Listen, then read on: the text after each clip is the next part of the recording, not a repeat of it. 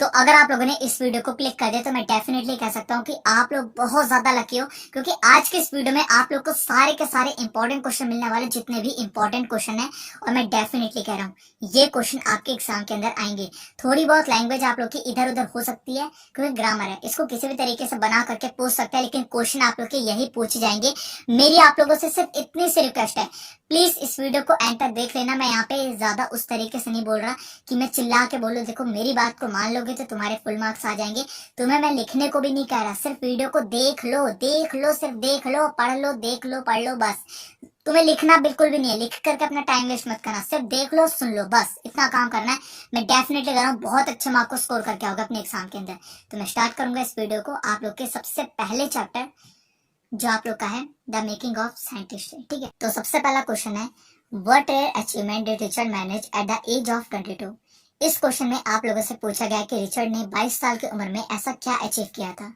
Richard wrote an article with his friend about a theory on how cells work।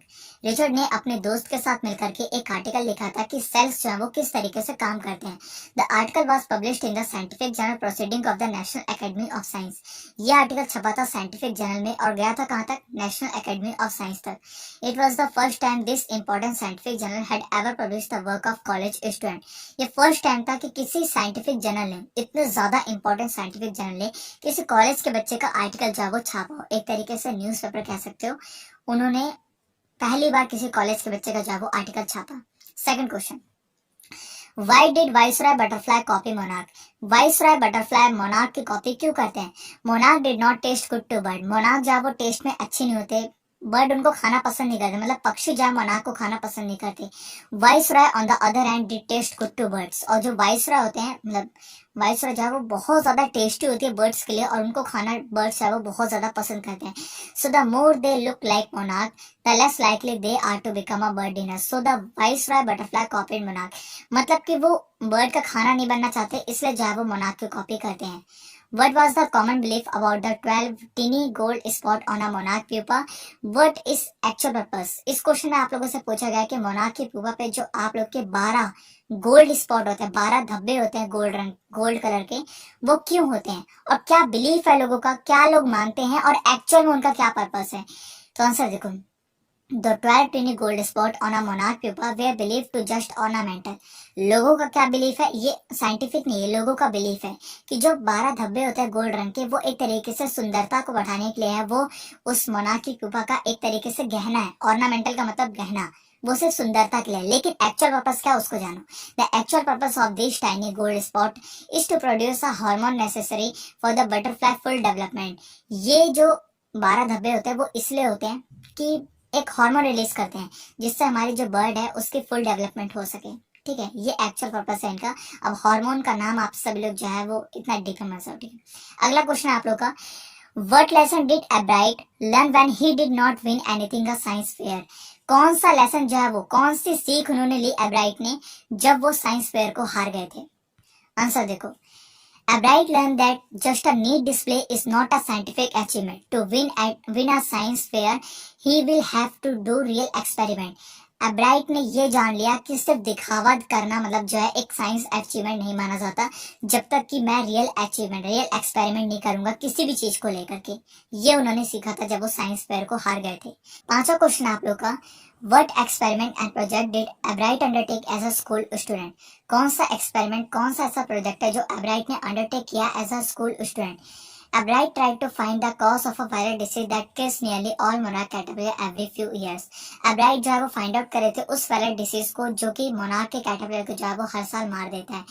आगे, after that he work on the theory that viceroy butterfly copy monarch. उन्होंने इस चीज को भी find out किया कि viceroy butterfly monarch की copy क्यों करते हैं। In his second year in high school, एब्राइट began the research that led to his discovery of an unknown insect hormone। Indirectly, it also led to his new theory on the life of cell। उन्होंने life of sales, मतलब जो मैंने आप लोग को over बताया 22 साल की उम्र में, उसके बारे में भी जो है वो काम करना शुरू कर दिया था। ठीक है, अब छठा क्वेश्चन आप लोग का, What other interest besides science and Richard Albright pursue? What opinion did Mr. Weir, his social studies teacher, have about Albright? इस क्वेश्चन में पूछा गया कि साइंस के अलावा भी क्या रिचर्ड एब्राइट का कुछ मतलब जो है इंटरेस्ट था कहीं और, ठीक है, और जो उसके सोशल स्टडीज के टीचर थे उनका क्या ओपिनियन था इस चीज को लेकर के। आंसर देखो, other than science Richard Ebright was interested in collecting rocks, coins and fossils and was also interested in the star gazing and astronomy. Richard Ebright का और भी चीज़ों में इंटरेस्ट है, जैसे कि रॉक को कलेक्ट करने में, कॉइन को कलेक्ट करने में, फॉसिल्स और स्टार को गैजिंग, एस्ट्रोनॉमी, इन सब चीज़ों में जो है उनका इंटरेस्ट था। He was also a good debater, canoeist and expert photographer. Mister Weir felt that Richard was not only interested in his experiment but also kept his mind open for other thing and put in the extra effort to attain success.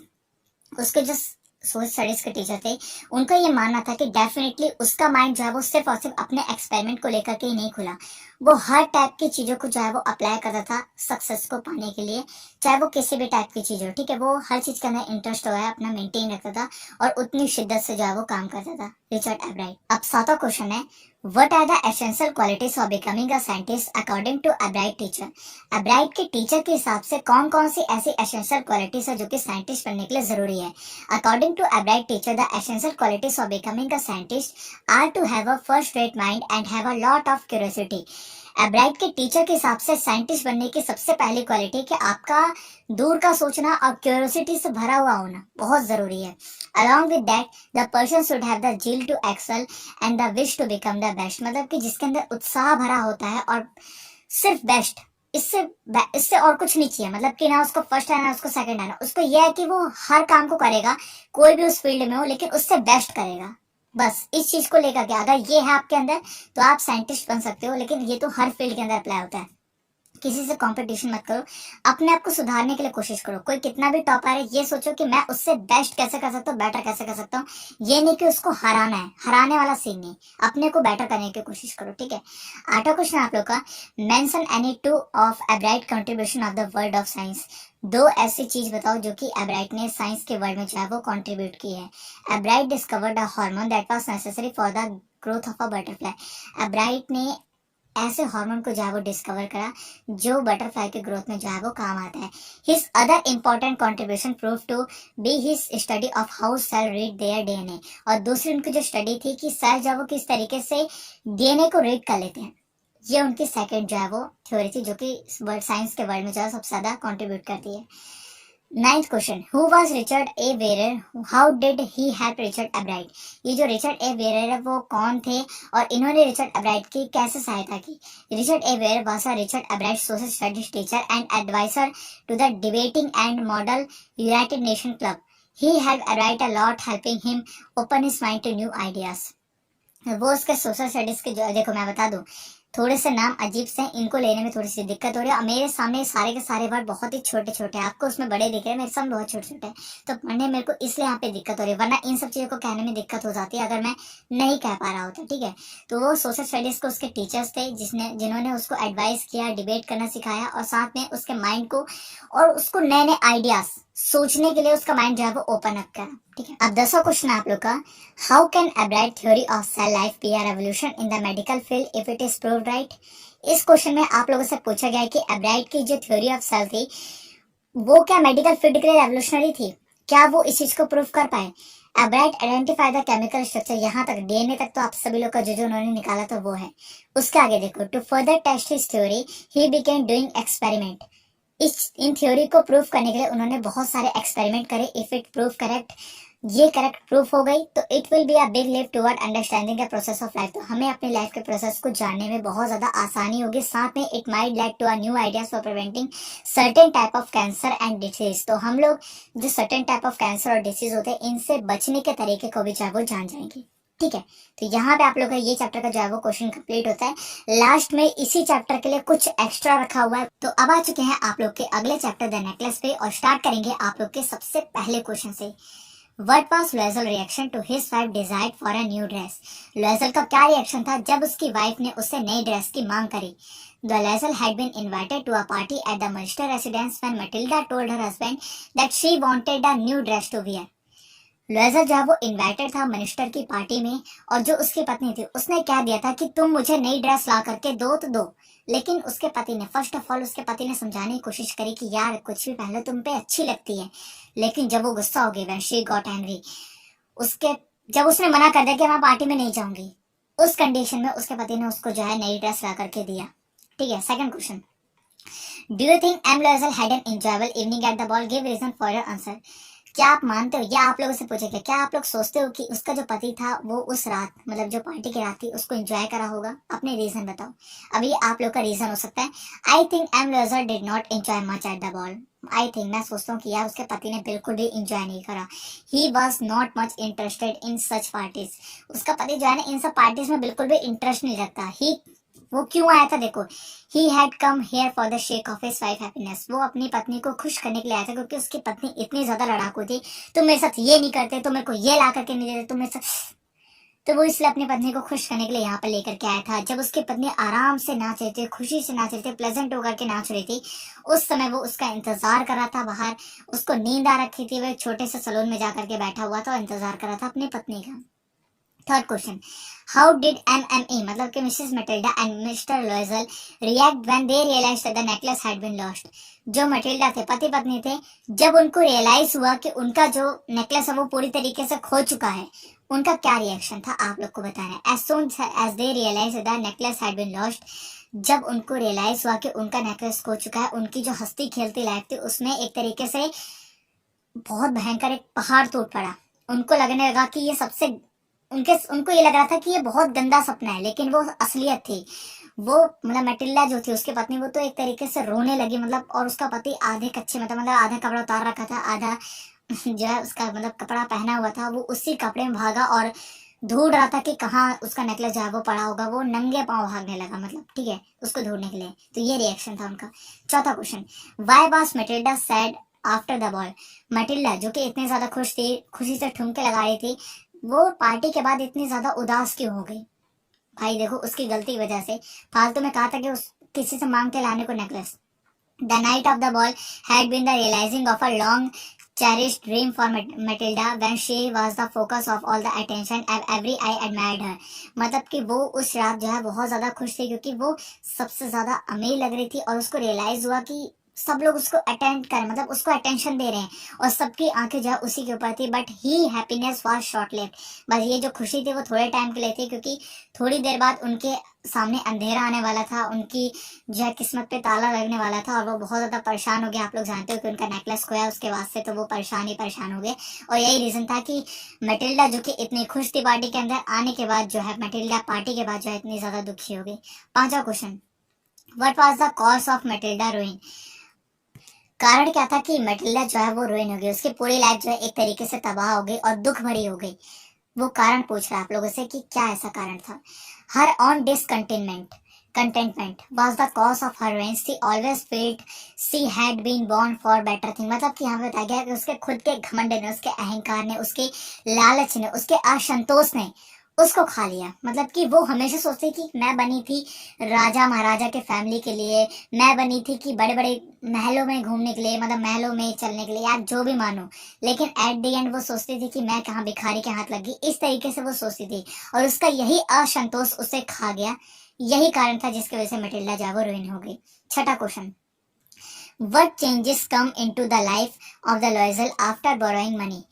इस question में पूछा गया है कि लॉयजल जो उसका पति था, उसकी लाइफ में क्या इम्पैक्ट पड़ा, उसकी लाइफ किस तरीके से चेंज हो गई पैसा उधार लेने के बाद।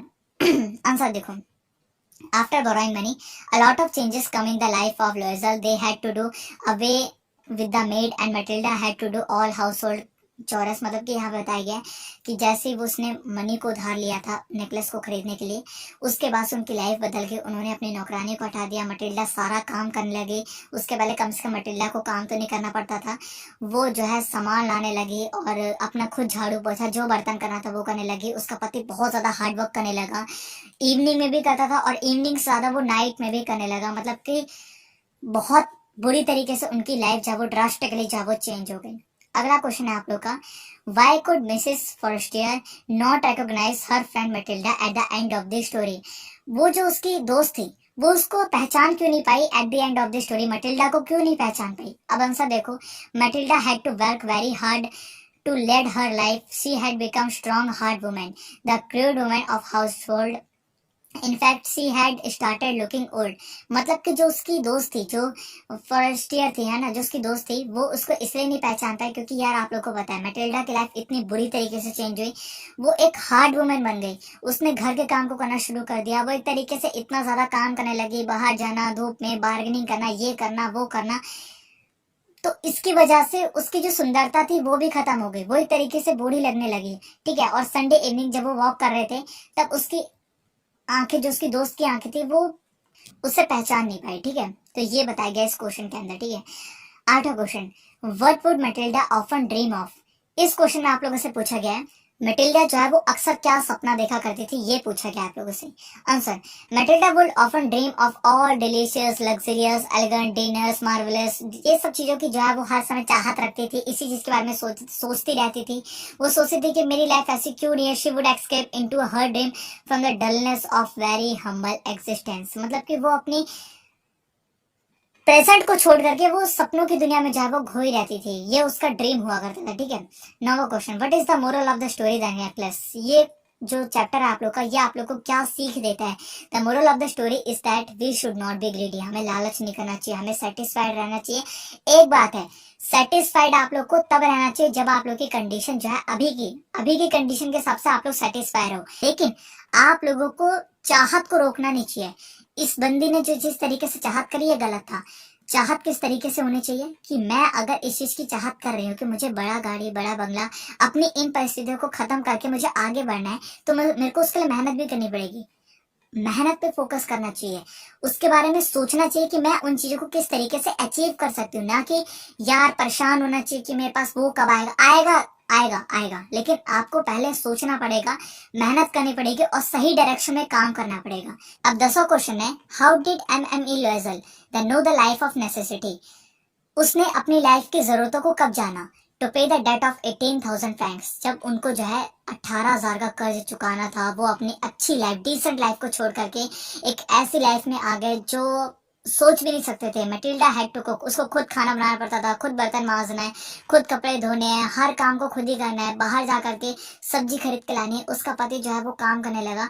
उसने तब अपनी लाइफ की जरूरतों को जो है वो लाइफ की नेसेसिटी को, कि लाइफ कितनी इंपॉर्टेंट होती है, मैं यहाँ पे फालतू में गलत चीजों की चाहत कर रहे थे, परेशान कर रहे थे अपने पति को, वो सब मेरे लिए गलत था। ठीक है, 11वां question, do you think MME Loisel had an enjoyable evening at the ball, give reason for your answer. अब यहाँ पे आपको मिसेस मटिल्डा के बारे में पूछा गया है कि क्या वो उस रात को, मतलब जो पार्टी वाली रात थी, क्या उसमें उसने एंजॉय करा। अब आपको अपना रीजन बताना है। Mrs Matilda Loisel was the centre of attention at the ball. वो उस पार्टी की अटेंशन थी। Her beauty, her grace, her joy and the gorgeous smile जो भी है कैपिटिवेटेड ऑल। मतलब कि उसकी स्माइल, उसकी ब्यूटनेस, उसकी क्यूटनेस, उसकी सुंदरता, उसकी हर चीज जो है उस पार्टी की जो है वो जान थी। Men sought to be presented to her, she dance happily at the her conquest of all. मतलब कि वो जो आदमी थे उनके साथ डांस भी कर रही थी, तो उसके लिए तो यार एकदम एंजॉयफुल लाइफ थी, ये बताया गया इसके अंदर। 12वां question, why was Matilda friend astonished to see her at the end of the story, और why did Jeanne not recognise her friend Matilda. Sorry Jeanne, ये जेनी है। तो यहाँ पे पूछा गया है कि जेनी उसको क्यों रिकॉग्नाइज जो है वो नहीं कर पाई और वहां पे क्या रीजन था। ठीक है, Jeanne Matilda friend could not recognise her at the same at the old and worn. आपको पता है यार, वही रीजन है, क्योंकि वो बूढ़ी दिख रही थी, क्योंकि वो पहले सुंदर दिखती थी और वो ज्यादा सुंदर नहीं रह गई थी, और उसकी खुशी भरी लाइफ नहीं थी, उदासीन चेहरा, लटका पटका चेहरा, इसलिए जो उसकी दोस्त थी उसको नहीं पहचान पाई। Why was Matilda always unhappy, वो क्यों दुखी रहने लगी। यार इसका भी रीजन वही था, उसके पिताजी जो थे वो भी कलर थे, और उसका जो पति था वो भी कलर था, और उसी के साथ उसकी शादी कर दी गई थी। वो चाहती थी कि वो अच्छी लाइफ को जिए, लेकिन वो उस लाइफ को नहीं जी पा रही थी, क्योंकि वो सोचती थी कि मैं रानी, मतलब मेरी शादी राजा के साथ होनी चाहिए थी जिसके पास अरबों खरबों रुपए हों, लेकिन नहीं हो पाई, इसलिए वो सोच सोच के जब वो दुखी रहती थी। Why did Matilda not want to see her rich friend? Matilda जो है अपनी उस दोस्त को, जो अमीर दोस्त है, उसको क्यों नहीं देखना चाहती थी अपनी लाइफ में।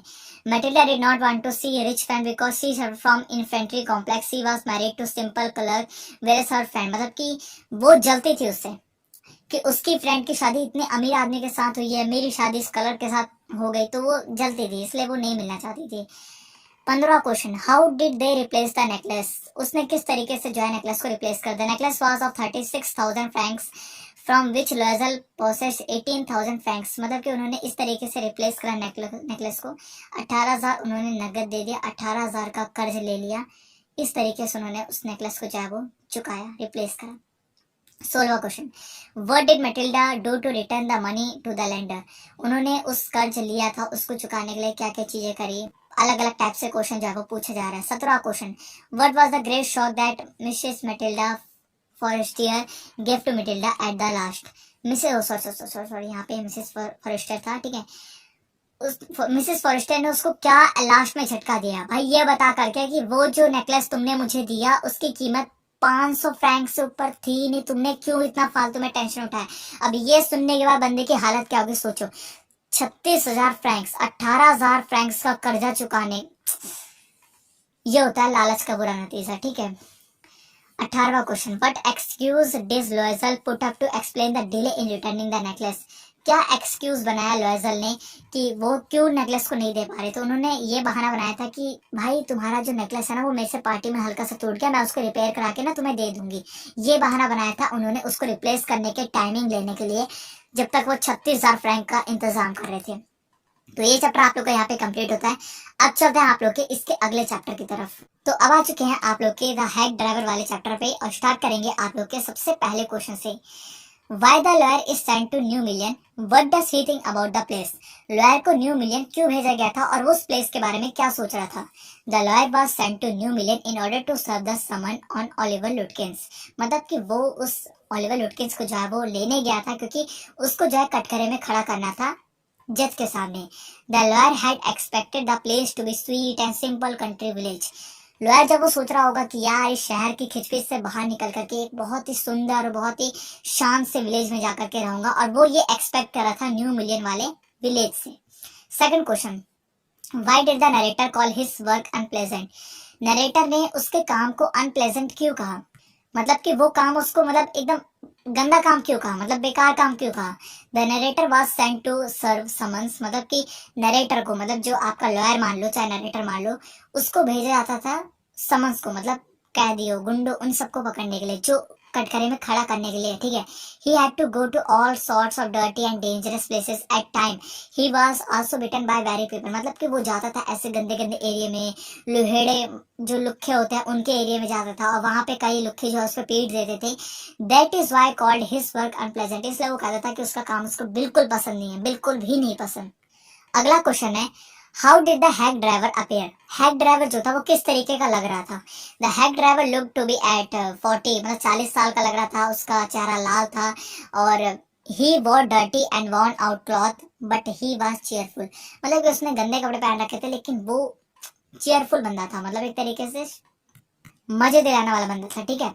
चौथा क्वेश्चन है आप लोग का, why does the hack driver offer to ask about Oliver Lutkins, मतलब जो हैक ड्राइवर है वो ओलिवर लुटकिंस के बारे में क्यों पूछ रहा था। The hack driver was none other than Oliver Lutkins himself, मतलब कि जो हैक ड्राइवर था वो खुद ही ओलिवर लुटकिंस था, लेकिन वो नहीं जाना चाहता था कहाँ पर, वहां पे मतलब कोर्ट के अंदर विटनेस देने, मतलब कटघरे में खड़े होने के लिए। तो उसने ऐसा प्रेटेंड करा कि वो एक हैक ड्राइवर है लॉयर के सामने और वो उसकी मदद कर रहा है लुटकिस को पकड़ने में, ठीक है। पांचवा question, but he was no more dishonest than I, explain, इस लाइन को आप लोग को एक्सप्लेन करना है जो कि आप लोग के चैप्टर्स के अंदर है, इस टाइप का भी क्वेश्चन आप लोग का बन सकता है। The narrator mean to say that the hack driver was dishonest as him because he was getting paid for riding the narrator on his cart on the pretence of helping him, मतलब कि narrator ये कहना चाहता है कि hack driver इतना ज्यादा dishonest है कि वो उसके साथ घूम रहा था, उसके साथ प्रेटेंड कर रहा था कि वो उसके पकड़ने में मदद कर रहा है और उसको पूरे टाइम जो है वो पागल बना दिया। छठा question, the narrator was happy though he had not found Lutkins by, narrator जो फिर भी खुश था, मतलब फर्स्ट टाइम की बात की जा रही है, नरेटर जो फिर भी खुश था, बेशक उसने लुटकिंस को पहली बार नहीं पकड़ा था और रीजन क्या था इस चीज का। तो नरेटर जो है वो सिटी की लाइफ से बहुत ज्यादा परेशान हो गया था, दुखी हो गया था। और जब वो विलेज में घूमा और जब वो घूम रहा था, राइड कर रहा था, तो वो बहुत ज्यादा खुश था।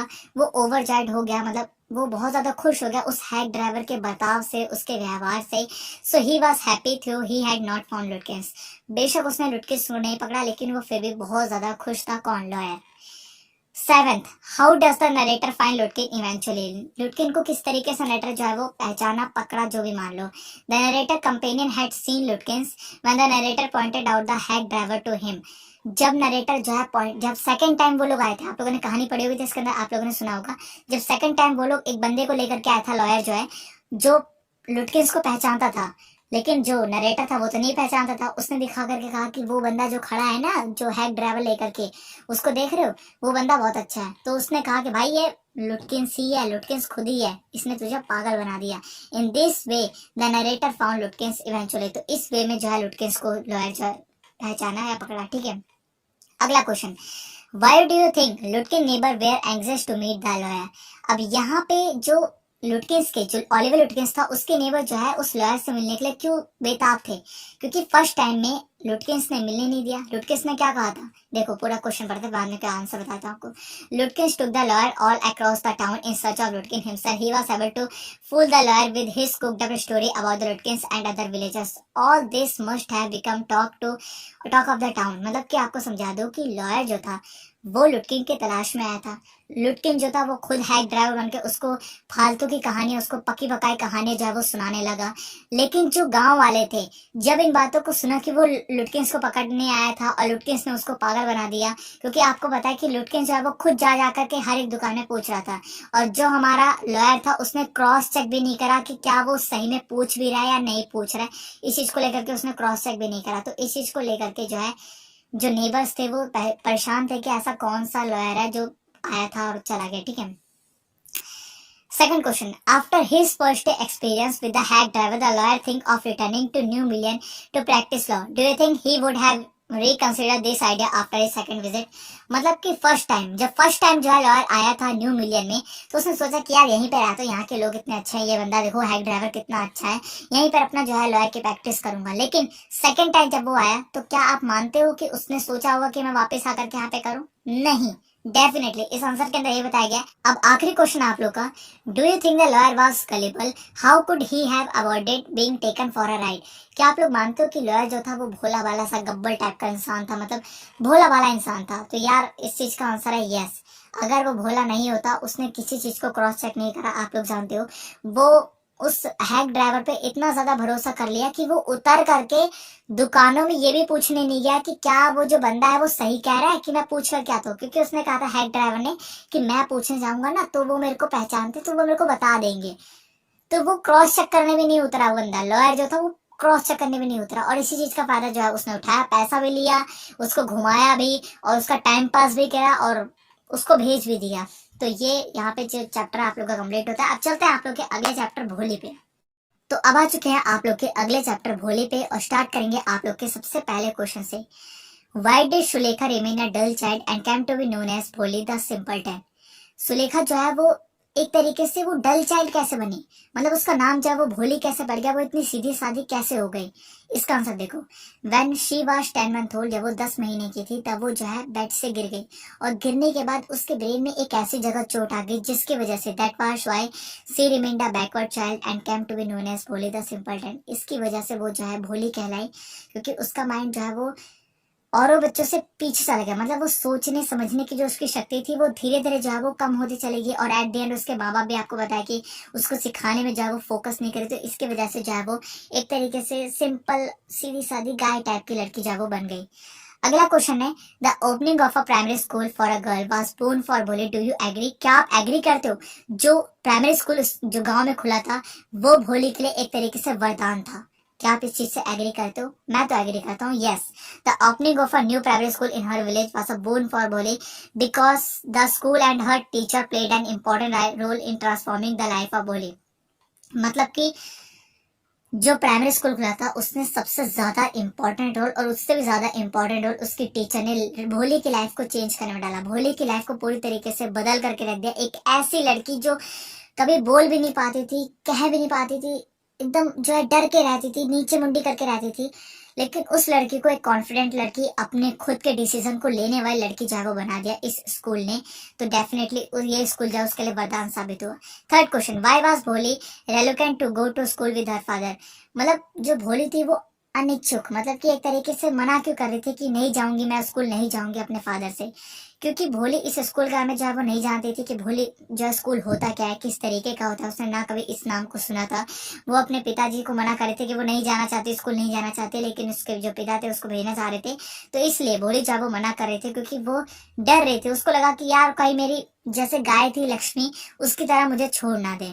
ठीक है, अब चौथा क्वेश्चन है, her heart was throwing with the new hope and a new life. ये क्वेश्चन आप लोगों से क्या पूछा है? सबसे पहला question, what was the new hope and new life. इस लाइन को देखने के बाद मतलब वो किस नई होप और किस नई लाइफ की बात की जा रही है। Second, what did she relate the picture in the school wall to. और वो अपने स्कूल में जो दीवारों में पिक्चर बनी थी उससे किस चीज से रिलेट कर रही थी। तो आंसर देखो, फॉर पहले का आंसर देखो, the new hope was that she would become learn like other। मतलब पहली होप ये थी कि वो दूसरों की तरह पढ़ पाएगी और मतलब लोग उसकी बातों को सुनेंगे, वो स्पीक कर पाएगी बिना हिचकिचाए, बिना हकलाए जो है। Now she would not treated as inferior to other. वो दूसरों के जैसे पहले मतलब जो है ट्रीट की जाती थी, वो उस तरीके से जो है वो ट्रीट नहीं करी जाएगी। Second, she led the picture of the school wall. मतलब वो अपने स्कूल में जो दीवारों पे पिक्चर बनी थी उसको अपने रियल लाइफ से रिलेट करने लगी। जो बकरी बनी हुई थी उसको अपनी नेबर की बकरी से रिलेट करने लगी, जो काऊ थी उसको अपनी लक्ष्मी से रिलेट करने लगी, जो घोड़ा था उसको तहसीलदार के घोड़े से रिलेट करने लगी। ठीक है, अब चलते हैं आप लोग के अगले क्वेश्चन, छठा question, what kind of treatment is given by भोली, गिवन टू भोली bye her parents, is it justified. मतलब जो ट्रीटमेंट उसको पेरेंट्स की तरफ से उसको मिला, क्या वो जस्टिफाई करने लायक था? क्या उसके पेरेंट्स की तरफ से उसको जो है ट्रीटमेंट मिला? तो इसका आंसर है, भोली जो थी वो चौथी बच्ची थी अपने घर में। She was different from other sibling. वो अपने और बहनों से, सिबलिंग मतलब कि अपने और जो भाई बहन थे, जो भी बहनें थी उससे अलग थी। She had a disfigured face. उसका जो फेस था वो अजीब सा था, बेकार था, डिसफिगर था। उसके ऊपर काले धब्बे थे। सी हैज अ स्लो लर्नर। वो बहुत धीरे पढ़ पाती थी, बहुत हकला के बोलती थी। तो उसके घर की तरफ से उसको प्रॉपर ट्रीटमेंट नहीं मिला। मैं इसको जस्टिफाई नहीं कर सकता कि उसके घर की तरफ से उसको जो है वो प्रॉपर ट्रीटमेंट मिला। ठीक है, और लास्ट में लिखा हुआ है कि पेरेंट्स को अपने बच्चों की कोई भी परेशानी को ना देखते हुए अनकंडीशनली उनसे लव करना चाहिए। ये पेरेंट्स को करना चाहिए, ये चीज दिखाई गई है इसके अंदर। ठीक है, अगला क्वेश्चन है, डोंट यू वरी पिताजी, in your old age I will serve you and my mother. ठीक है, through this statement the narrator want to highlight the moral qualities Bholi was embedded with, based on the reading of the lesson that word made Bholi aware of her right and how did she use है। मतलब कि ये line को पढ़ने के बाद जो narrator है वो क्या क्वालिटीज भोली की जो है वो कहना चाह रहा है, तो ये इसका आंसर आप लोग को देना है। तो भोली was an ignorant daughter of Ramlal. ये बात आपको पता है कि वो अपने सबसे ज्यादा इग्नोर करे जाने वाली जो बेटी थी रामलाल की, उसकी शादी बिशंबर नाथ के साथ जो है वो फिक्स कर दी। Bishambar Nath asked for a very heavy dowry. Bishambar ने बहुत तगड़ा जो है दहेज मांगा। भोली शोड करेज। भोली ने करेज दिखाया और मना कर दिया कि मैं तो तू जैसे लालची आदमी के साथ शादी नहीं करोगी, निकल यहाँ से। Bholi promise to serve her parents in their old age. Bholi ने प्रॉमिस करा कि आपके बुढ़ापे में मैं आप लोग की सेवा करूंगी। पिताजी माताजी अपने पेरेंट्स को कहा, with the impact of education and her teacher Endeavour she become mature and confident. Education की मदद से और अपने टीचर के एंडेवर की वजह से, करेज की वजह से वो जो है इतनी ज्यादा मैच्योर और कॉन्फिडेंट हो पाई। She became aware of her right. It was education that made Bholi aware her right to raise the voice against dowry. मतलब कि इस एजुकेशन की वजह से वो इस चीज को जान पाई कि सच में ये गलत चीज है, डाउरी मांगना या फिर देना बहुत गलत चीज है। ठीक है, आठवां क्वेश्चन आप लोग का। ठीक है, dowry is a negation of a girl dignity. Prove this statement in the light of the story भोली. How can this evil be eradicated from our society? मतलब कि जो डाउरी मांगना है वो गलत है। इस चीज को आप लोग को क्या बताना है कि सोसाइटी में ये जो राक्षस जो बैठे हैं जो मांगते हैं डाउरी, इस चीज को आप लोग को ग्लोरीफाई करना है, बताना है। Dowry is a curse in our society. मतलब डाउरी जो है एक तरीके से शाप है हमारी सोसाइटी में। It has become a monster now. इस समय वो केजीएफ की तरह मॉन्स्टर बन चुकी है। Dowry no doubt is a negation of a girl dignity. Bishambar refuse to accept Bholi because of her looks. Bishambar ने उसको क्यों एक्सेप्ट करा? उसकी सूरत देख के थोड़ा, उससे प्यार थोड़ा किया था। कहा था कि माल मिलना ही है, रख लेते हैं इसको। माल जैसे खत्म होता तो उसके साथ कुछ ना कुछ करने लगता गलत काम। The moment he saw her face full of pock marks he refuse to marry her, मतलब जैसे उसने देखा कि उसके फेस से पॉक मार्क्स है, उसने मना कर दिया। He did not care for her dignity but he was ready to marry that ugly girl if her father would give her 5,000। मतलब कि उसने डिग्निटी को नहीं देखा और कहा कि मुझे पैसा दे दो तो मैं आपकी बेटी से भी शादी कर लूंगा, चाहे कैसे भी चल जाएगा मेरे को। He was ready to compromise with their look, मतलब कि पैसे को दे करके उसके लुक से कॉम्प्रोमाइज करने लगा। तो ये बहुत गलत है, बहुत ज्यादा गलत है। इस चीज को बताया गया इस आंसर के अंदर। नौ क्वेश्चन आप लोग का, Bholi teacher help to overcome social barriers by encouraging and motivating her. A teacher can transform a student by encouragement and motivation, do you agree. जहां पे बताया गया है मतलब कि जो भोली की टीचर थी उसने उसको जो सोशल बैरियर्स थे उसको तोड़ दिया, उसको मोटिवेट करा, और इतना ज्यादा मोटिवेट करा, उतना ज्यादा करेज करा। क्या आप लोग मानते हैं कि जो हमारे टीचर्स है वो हमें इस तरीके से एनकरेज या फिर मोटिवेट करते हैं। और दूसरी बात, आप अपने टीचर से क्या एक्सपेक्ट करते हो। तो इसका आंसर आप लोग को देना है। भोली teacher helped her in overcoming social barrier. Bholi was differently abled girl. She lacked confidence. She had infirmary complex. मतलब बताया गया कि भोली जो थी वो बहुत ही डल लड़की थी, लेकिन उसकी जो टीचर्स थे उसने उसको बहुत ज्यादा जो है इंकरेज करा, बहुत ज्यादा मोटिवेट करा, बहुत ज्यादा जो है वो करा। एक teacher can transform a slow learner डम स्टूडेंट टू कॉन्फिडेंट पर्सन। एक टीचर ने एक ऐसी लड़की जो कि धीरे पढ़ पाती थी, हकला के बोलती थी, उसको एक बहुत ही कॉन्फिडेंट बच्ची में बदल दिया। It is not only the knowledge that a teacher should impact but he she must boost confidence about his or student. A word of appreciation by the teacher motivate a student and boost up, मतलब यहाँ पे बताया गया है कि teacher की तरफ से मिलने वाला मोटिवेशन बूस्ट करता है इंसान को और मतलब बच्चे को बहुत ज्यादा काम करने में। तो टीचर को जो है वो डांटने से ज्यादा ना उसको इंकरेज करना चाहिए, क्योंकि अगर वो इंकरेज करेगा तो डेफिनेटली बच्चे जो है वो और ज्यादा मेहनत करते हैं। अगर डांट दोगे तो वो और ज्यादा डर जाएंगे। ठीक है, चलते हैं आप लोग के अगले क्वेश्चन की तरफ, जो आप लोग के शॉर्ट वाले क्वेश्चन है। हाउ डिड भोली react when the teacher asked for her name. भोली ने किस तरीके से रिएक्ट करा जब उसके टीचर ने उसका नाम पूछा। भोली stammered when she spoke and could not tell her name completely when the teacher asked her to do so she broke into tears। मतलब कि वो बोल नहीं पा रही थी अपने नाम को, और जब वो कंप्लीट अपना नाम बोल नहीं पा रही थी तो उसकी आंखों में जो है वो आंसू आ गए। ठीक है, भोली की आंख में। Second question, Bholi was fascinated by the wall of the classroom by. Bholi जो थी वो फैसिनेट क्यों हो गई, मतलब एक तरीके से खो कैसे गई, मतलब जो है उस दीवारों को देख करके। The wall of the classroom had brighted and colourful picture of a horse, goat, parrot and a cow. They all look familiar to Bholi. ये मैंने आप लोग को बता दिया, उसी के शॉर्ट वाले क्वेश्चन है ये। ठीक है, अगला क्वेश्चन है, why do Bholi parents accept Bishambar marriage proposal. दिसंबर की मैरिज के प्रपोजल को एक्सेप्ट क्यों करा भोली के पेरेंट्स ने, क्यों करा था बताओ। Bholi parents accepted Bishamber marriage proposal because they were happy that was well off had not asked for dowry. मतलब कि भोली के पेरेंट्स ने इसलिए दिसंबर के मैरिज को एक्सेप्ट कर लिया था क्योंकि पहली बार में वो दहेज ही नहीं मांग रहा था, वो खुश था क्योंकि वो बड़ी एज का था। एट दी एंड मैं आप लोग को बताऊं तो वो भोली के पिता की एज का था, जो भोली की बेटी की मतलब भोली के पिता की एज के था, मतलब रामलाल की एज के था वो। और वो उसकी बेटी से शादी कर रहा था, मतलब अपनी बेटी समान लड़के से वो शादी कर रहा था। तो फर्स्ट टाइम में तो उसके जो परिवार वाले थे वो मान गए, ठीक है, कि पैसा नहीं ले रहा, कर देता है शादी, छोड़ना, इस टाइप से था। अब चौथा क्वेश्चन है, why was Ramlal worried about Bholi and not about his other children. मतलब रामलाल जो है वो अपनी भोली को लेकर के क्यों परेशान था, अपनी दूसरे बच्चों को लेकर के क्यों परेशान नहीं था। तो इसका आंसर है, Bholi all other children of Ramlal were healthy and good looking.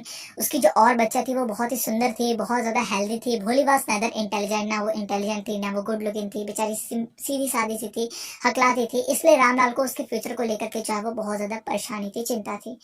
पांचवा question, why did the tehsildar come to Ramlal village, what did he ask Ramlal to do. मतलब कि तहसीलदार रामलाल के विलेज में क्यों आए थे और उन्होंने रामलाल से क्या कहा। The tehsildar come to Ramlal village to inaugurate the primary school. Tehsildar Ramlal के विलेज में प्राइमरी स्कूल का इनोग्रेशन करने आए थे और उन्होंने रामलाल से कहा कि अपनी बेटी को भेज करके एक एग्जाम्पल सेट करो कि हाँ, अगर रामलाल की बेटी अगर पढ़ने जाएगी तो डेफिनेटली गांव के और बच्चे जो है वो भी पढ़ने आएंगे। ठीक है, छठा question, why was Bholi reluctant to go to school with her father. वो मना क्यों कर रही थी, आप इसका आंसर जान चुके हो। ठीक है, आठवें का आंसर है आप लोग का, सातवें का आंसर सॉरी, व्हाई डिड भोली look at Bishamber with a cold contempt.